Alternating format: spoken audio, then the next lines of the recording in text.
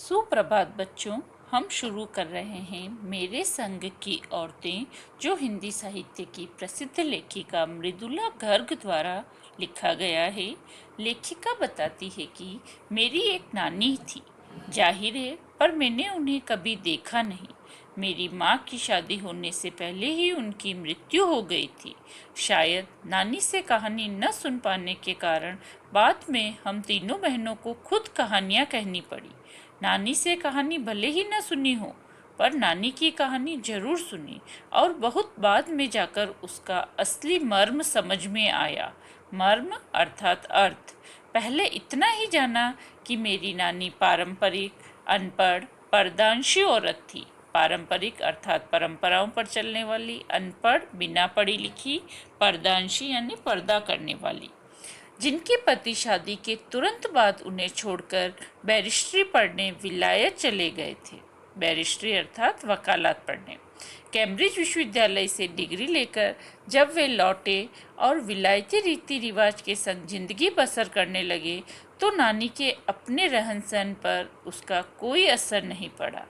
न उन्होंने अपनी किसी इच्छा, आकांक्षा या पसंद नापसंद का इजहार पति पर कभी किया, अर्थात नानी अपना जीवन अपने ढंग से जीती रही।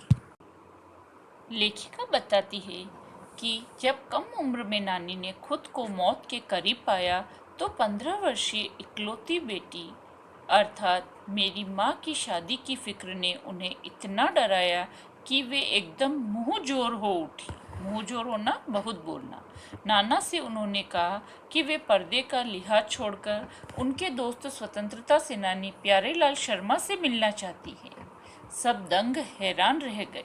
जिस पर्दांशी औरत ने पराए मर्द से क्या, खुद अपने मर्द से मुंह खोलकर बात नहीं की थी, आखिरी वक्त में अजनबी से क्या कहना चाह सकती है। पर नाना ने वक्त की कमी और मौके की नज़ाकत की लाज रखी। नज़ाकत यानी ज़रूरत। सवाल जवाब में वक्त बर्बाद किए किए बजाय फौरन जाकर दोस्त को लिवा लाए और बीबी के हुजूर में पेश कर दिया, हुजूर में सामने। अब जो नानी ने कहा वह और भी हैरत अंगेज था। हैरत अंगेज आश्चर्य में डालने वाला। उन्होंने कहा, वचन दीजिए कि मेरी लड़की के लिए वर आप तय करेंगे। मेरे पति तो साहब हैं और मैं नहीं जानती कि मेरी बेटी की शादी साहबों के फरमाबदार से हो। फरमाबदार आज्ञाकारी।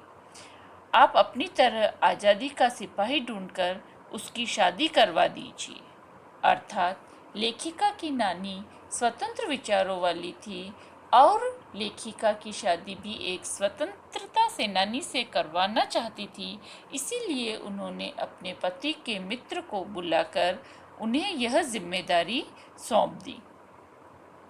कौन कह सकता था कि अपनी आज़ादी से पूरी तरह बेखबर उस औरत के मन में देश की आज़ादी के लिए ऐसा जुनून होगा, जुनून, जोश।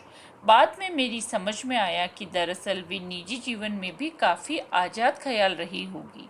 ठीक है, उन्होंने नाना की ज़िंदगी में कोई दखल नहीं दिया, न उसमें साझेदारी की, पर अपनी ज़िंदगी को अपने ढंग से जीती जरूर रही। पारंपरिक, घरेलू, उबाऊ और खामोश जिंदगी जीने में आज के हिसाब से क्रांतिकारी चाहे कुछ न रहा हो, दूसरे की तरह जीने के लिए मजबूर न होने में असली आज़ादी कुछ ज़्यादा ही थी। लेखिका बताती है, खैर इस तरह मेरी माँ की शादी ऐसे पढ़े लिखे होनहार लड़के से हुई जिसे आज़ादी के आंदोलन में हिस्सा लेने के अपराध में आईसीएस के इम्तिहान में बैठने से रोक दिया गया था और जिसकी जेब में पुश्तैनी यानी पूर्वजों का पैसा थैला एक नहीं था। माँ बेचारी अपनी माँ और गांधी जी के सिद्धांतों के चक्कर में सादा जीवन जीने और ऊंचे ख्याल रखने पर मजबूर हुई। हाल उनका यह था कि खादी की साड़ी उन्हें इतनी भारी लगती थी कि कमर चनका खा जाती। चनका खाना, चढ़क आ जाना। रात रात पर जाकर वे उसे पहनने का अभ्यास करती, जिससे दिन में शर्मिंदगी न उठानी पड़े। वे कुछ ऐसी नाजुक यानी कोमल थी कि उन्हें देखकर उनकी सास यानी मेरी दादी ने कहा, हमारी बहू तो ऐसी है कि धोई पोंछी और और छीके पर टांग दी, अर्थात उनसे किसी भी प्रकार का ठोस या कठोर कार्य नहीं करवाया जा सकता था। गनीमत यही थी कि किसी ने उन्हें छीके पर से उतारने की पेशकश नहीं की। क्यों नहीं की, उसकी भी दो वजह थी। पहली यही थी, हिंदुस्तान के तमाम वाशिंदों यानी लोगों की तरह उनके ससुराल वाले भी साहबों से खासे अभिभूत थे। अभिभूत होना, प्रभावित होना। और मेरे नाना पक्के साहब माने जाते थे। बस जहाज से वे हिंदुस्तानी थे, बाकी चेहरे मोहरे, रंग ढंग, पढ़ाई लिखाई सब में अंग्रेज थे। मजे की बात यह थी कि हमारे देश में आज़ादी की जंग लड़ने वाले ही अंग्रेजों के सबसे बड़े प्रशंसक थे। गांधी, नेहरू हो या मेरे पिता के घर वाले, भले लड़का आज़ादी की लड़ाई लड़ते जेब खाली और शोहरत सिर करता फिरे, दबदबा उसके साहबी ससुर का ही था।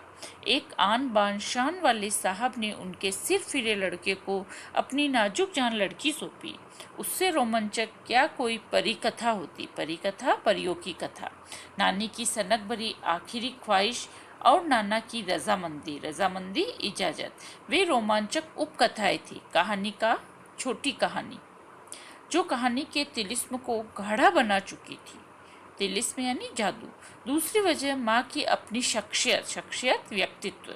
उनमें खूबसूरती, नजाकत यानी कोमलता, गैर दुनियादारी के साथ ईमानदारी और निष्पक्षता कुछ इस तरह घुली मिली थी कि वे परिजात से कम, परिजात यानी परियों के समान, कम जादुई मालूम नहीं पड़ती थी।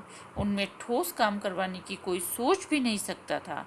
हाँ, हर ठोस और हवाई काम के लिए उनकी जबानी राय जरूर मांगी जाती थी और पत्थर की लकीर की तरह निभाई जाती थी, क्योंकि लेखिका की माँ ईमानदार और निष्पक्ष थी, इसलिए कोई भी उनकी राय को टाल नहीं सकता था।